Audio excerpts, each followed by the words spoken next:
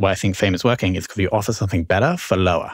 The focus on lower costs of vertically integrating the supply chain and pretty much doing everything, keeping everything in-house.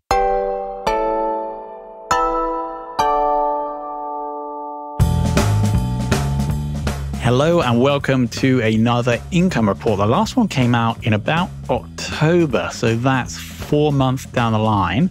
A lot has happened. Today we're going to go through, as we always do, the numbers. We're going to cover Feb numbers for all businesses. For every previous income report, there's been two, Fame and Bcast. Fame is a podcast service business for B2B companies. Bcast is podcast hosting for high growth podcasts. But now there's actually a third. And so we'll get into that. We'll also go through each of those three, cover updates and numbers. We'll cover a couple of business lessons that I've learned specifically related to Fame in comparison to two other businesses that I think are pretty cool. One is Trader Joe's, a supermarket in the US, and the other is Ryanair, UK-based or island-based low-cost airline. And then we'll also make a comparison to McKinsey as well. That's a very modest comparison, as I'm sure you understand. We'll give a shout out to our brand new sponsor, Hockey Stack. That will come at the end. And then we will also just summarize everything that we cover. So that is what we are doing today. So let's jump in with the numbers. The very first income report released November 2020. Bcast was at $250 MRR and Fame was at $14,000 MRR. We scroll through and then there's been around 5 until we get to October 2022. So it's about 2 years of income reports, 2 years of growth. At that point, Bcast was on around just approaching $5,000 MRR and Fame hit 140K, so Bcast, I guess we can call that a 10x over the 2 years, just over 10x, and actually the same for Fame. So 2 years, 10x, not too bad, I don't think. Now, let's jump in and understand the numbers where they are today. So Bcast has grown slowly, probably around $550 or $5.5 thousand MRR. We'll get into kind of why that happened, why that growth is a bit slower a little bit later. Next up, Fame is currently on a grand total of $183,000. So that's jumped up from 140 to 180 in 2-3 months. So that's solid growth.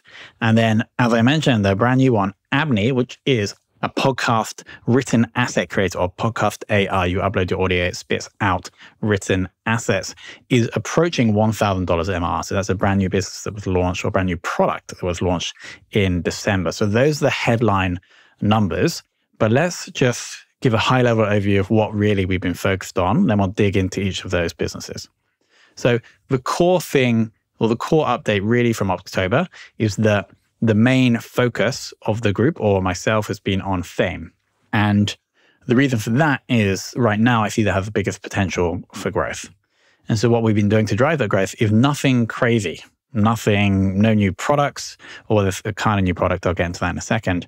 But it's really just been incremental improvements to the operations of the business, the culture, the process that we deliver for our clients, and then also the growth team, which is now 3 of us for Fame. So we've just been making small, tiny little improvements, ideally every day or every couple of days, to improve all of those areas, which is ultimately leading to more client happiness, which is the main goal of the business. And if we do that, then that leads to more revenue. So that really, if I had to summarize the last 3 to 4 months, would be the headline, or the thing that I've been most focused on, is just small, incremental improvements for Fame. So let's jump through each of the 3 businesses, and we'll start with Bcast. And quite an interesting case study here. We, in the last income report, explained how we introduced a free plan, which we did. Ended up getting a lot of users, not necessarily the kind of users that you really want to have, because people could come on, create an RSS feed, distribute the show to their podcast, to all the directories, essentially for free. There was obviously limits. But what we got is people essentially piggybacking on the SEO of the domain, because when you set up a podcast, you can also get your own mini website, and then using that to drive SEO traffic to offers.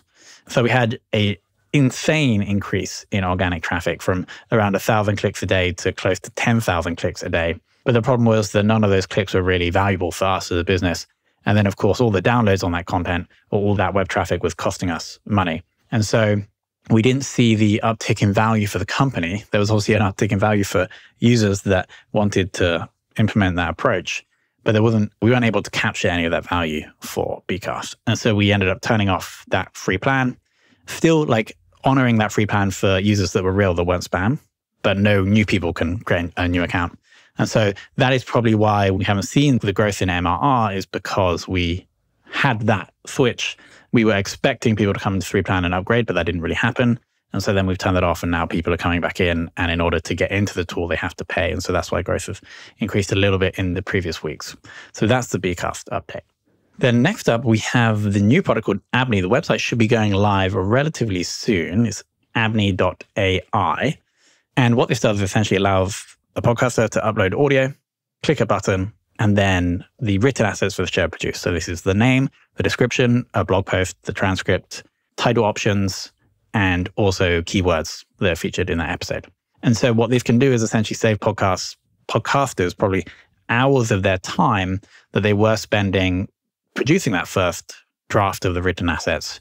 We still typically recommend that a writer or the host does review those written assets, because it doesn't get everything right all the time, but you will be pretty astounded by the quality of the writing that it does produce. It also gives out social posts for Twitter, LinkedIn, and Facebook as well. And so we started working on this probably around November time, and then released the product in November, December. And it's approaching $1,000 MRR. The pricing is a small monthly subscription based on how many builds, that's what we call them, you need to do. And so we were able to reach that level, around 400 users, and then around $1,000 MRR without any really promotion, apart from me on my LinkedIn personal profile writing a post about Abney. And then also we directed a bit of traffic from the Bcast website over to Abney as well. So reach that 1K MRR, which I think is pretty cool without even a website. And in theory, that growth is going to speed up once we have the site and we actually start doing some marketing. But that is kind of a new product to add into the mixture as well. So of course, if you have a podcast and you want to save time creating written assets, then we'll put the link below. There is a freemium plan where you can build one episode per month for absolutely nothing. So please go and try it out. All feedback is welcome. Please share that with us so we can tweak and improve the tool. And now onto Fame, which, as I've said before, is probably around 90% of my time and focus. So probably the biggest insight here, as I mentioned, we grew from 140 to around 180 to 200 in Feb. So from October to Feb. And the key insight here is actually a LinkedIn post I did a few weeks ago, which says that it took Fame 18 months to get to 20K MRR. And then in the month of February, we added 20K MRR. And so the key insight here is that growth compounds. If you have something that's working, it's super important just to keep focused on that thing, because if you're doing it right, that thing will get easier and easier to do over time, because the small improvements you make to marketing, the small improvements that you make to the service or the operations will compound and will actually make it relatively easy for you to become the best at marketing in your space, or the best at delivering the product or service in your space, if you just have enough time with those small improvements. And so that probably is the key insight. Other numbers and updates, we had record clients added in January and February. And ideally, that's going to still continue. Maybe I'll do a separate episode on growth and how we've managed to do that for Fame. We have grown from 30 full-time to 45 people full-time. We still just do the same thing. We do the one single thing, which is B2B businesses can come to us and we'll start or grow a podcast for them. We do everything. The client will just host the show typically. And so some of the insights here that I've had recently is that in comparison to some other much bigger and better businesses than us, and how they've worked is informed the strategy for Fame. So the first one is Trader Joe's. And the reason I love the Trader Joe's story is, I actually remember going to Trader Joe's in New York around 15 years ago and being amazed at the experience. But what they've done, they're a supermarket in the US, but what they do is they have around 4,000 SKUs, so 4,000 different products, compared to supermarkets in the UK or in the US, like main ones that may have 20, 30, or even 40,000 SKUs or products. Now, what this means is that the increased cost or the increased complexity of having to deliver and support those products brings more chaos, more confusion, and therefore will increase cost. And so the thing that they offer has less value. And so what Trader Joe's has, obviously, is more simplification, therefore more streamlined operations, less confusion, less cost, and therefore can offer something that's better for a lower price. And so if you combine that with the fact that Trader Joe's also don't buy stuff from other people, they make all their own, or they use all their own products, their own branded products. And so what this means is, again, they're able to cut out these middlemen in the supply chain and therefore can deliver something better, again, for a cheaper cost. And so there's this simplification and vertical integration of their supply chain, which enables them to deliver a better experience at a lower cost. The other thing I think they do is kind of unrelated is that they then produce those products and services, better products at a lower cost, and then also take some of that extra money that they saved and use that to hire better people. And so if you go to Trader Joe's, the experience, the interactions with the team there, with the people that are working is typically better because these are higher paid people, better skills, more enthusiasm, etc. So I think that's super cool. But to compare that to what we do with Fame is, again, we simplify. We only do this one single B2B podcasting process, whereas other competitors maybe do multiple things. What this means is we have lower complexity, lower operational overhead, and therefore can offer something that's better at a lower cost. Then the other thing that Trader Joe's do, as I mentioned, is they integrate the supply chain. What Fame has done is have taken those things that a normal podcast agency may pay for, e.g. the hosting software and some software that helps write assets, and we built that ourselves. So we've integrated that part of the supply chain.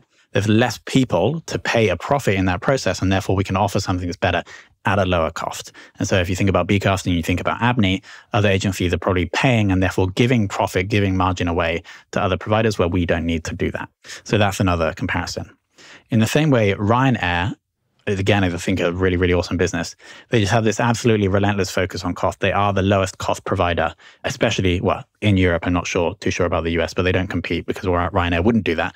Because having to fly in the US would mean they'd have to increase their prices. And so that would go against their strategy. But one of the things that Ryanair do is that they take their profits and they use that to buy planes. They actually own, or they have the highest percentage of ownership of planes versus other competitors in Europe. Other people in Europe would lease these planes. Now, obviously, buying the planes takes up the capital. What that means is that they have less debt and therefore have to pay less interest on that debt because they own the planes. And what that does is, again, enables them to reduce cost, to get more scale, and to therefore make more profit. And so similar with Fame, exactly, again, we have taken profits, used that to invest into the production or to the development of these products that we can then use to offer a better service at a lower cost. So really, if I had to summarize why I think Fame is working, it's because we offer something better for lower. And we do that because the focus on lower cost of vertically integrating the supply chain and pretty much doing everything, keeping everything in-house. We don't use marketing agencies and the growth team. All of our team members are team members. We don't use other providers or freelancers. Everything's in-house so we can lower cost, have more control. Now, one more reason why I think Fame has worked or is working is that we have, I think, a good understanding of acquisition cost and lifetime value. I think that we are possibly the best in the space, or we can pay the most in the space because we have the highest lifetime value. So a couple of reasons of how we're doing this, and this ties in with the McKinsey thing I said at the start of the episode, is that we get X amount of new proposal requests a month, and a percentage of those, obviously, as with any business, are probably not qualified. And so more recently, we've made another offer to the people that are qualified, not for the full service because this costs between $3,000 and $5,000 a month, but for a one-off kind of coaching and software and information offer. And so what this does is it means that we're able to essentially cover all the money we're spending on advertising immediately up front because we're taking that payment ahead of time and it's relatively high margin because there's not too much of people's time. And so what this means is that we can essentially increase the amount we're spending for customers because we're getting most of that back even before we have to pay any advertising platform for the ad spend. So that are the recent innovations that's allowed us to pump up acquisition cost, outbid people on certain ad platforms in order to win those clicks and to get more service clients. That's the first thing that's helping on the customer acquisition side of that equation. On the LTV side of that equation, we also have, as I mentioned, Abney and Bcast. And so what happens if companies have to leave Fame, they typically would keep paying for those two software tools because they're relatively low cost and they're already used to using them. And the process that we built integrates very well with those two tools. So what that does is it increases the lifetime value of those clients because maybe they'll use Fame services for 18 months, but then they'll use the software for another 18 months. And so that helps with the LTV side of the equation. And so if you couple these two things, we're able to pay more for customers, A, because we have this kind of downsell at the front end, but then we'll also have the downsell again on the back end with the software tools. And so one of the reasons I like to compare that with McKinsey is what McKinsey have recently done is introduce something called McKinsey Solutions, which is instead of having their typical consulting engagement, maybe a 6 months with like 6 of their team, super expensive, they've been offering this thing which is slightly slimmed down, maybe a lower time, which is to go in, do the work they need to do, but then also build that, or as they're doing the work, build the processes for the client to continue doing that work in the future with some software instead of with people. It's called McKinsey Solutions. And so it's lower cost for the initial upfront project, but they get this longer recurring revenue, which is higher margin from software. And so what they typically do is start going in and doing these projects with an external provider who provides the software. Once that happens and occurs many times and is going really well, then they'll buy that software company. And then they'll go in future projects, implement that, and then capture that revenue on the back end. McKinsey's annual revenue at the moment is around $10 billion. And because they're a private company, they're a partnership, no one really knows how much of that revenue is SaaS. And so what McKinsey is probably secretly hiding is massive high margin SaaS revenue that if it was on the public markets would be valued really highly, but no one knows because they're private. And so again, that's a comparison to fame, probably not on the same scale, but we have this downsell of software post-service has been complete, which increases LTV, which then allows us to spend more to acquire customers. So that brings us to the end of this income report for February 2023. Let's give a massive shout out to Hockey Stack. So my man Amir came on the podcast. Well, I actually used to be a reader of the SaaS marketer case studies. Came on the podcast, I went on his, loved the team, recently made a big hire, D Acosta on the sales side. These guys are just grinding away. A recent feature that they just released is the ability to ask for attribution reports in free text. The AI presumably takes that, goes into the application, and then finds the report you need and shows it to you without you having to configure that yourself. So again, if you don't know what Hockey Stack does, go to hockeystack.com. What we're essentially doing here, and I'll dig into more detail on different features in future episodes, but all you need to understand right now is that Hockey Stack will track all website activity, connects with your CRM, connects with your ad account, and gives you everything you need to know to better understand B2B marketing ROI. So again, that's hockeystack.com, will be linked below. Of course, if you have any feedback on the show, please leave that in the form of an Apple Podcast rating or review, or also Spotify will allow you to review now in some geographies. That would be awesome. If you do that, feel free to take a little screenshot of that and then send that over to me at tom@fame.so or on LinkedIn, and then I will get you a shout out on this show. For example, we have one right here from Sophie RD11 from Canada. Rich insights. This podcast is packed with rich insights. Tom does a fantastic job of peeling back the layer. Thank you so much, Sophie. Let's do one more from Newtonian 54. Great insights again. I got great insights into B2B marketing from Tom's impressive range of guests. Thank you so much for listening. I really, really appreciate it.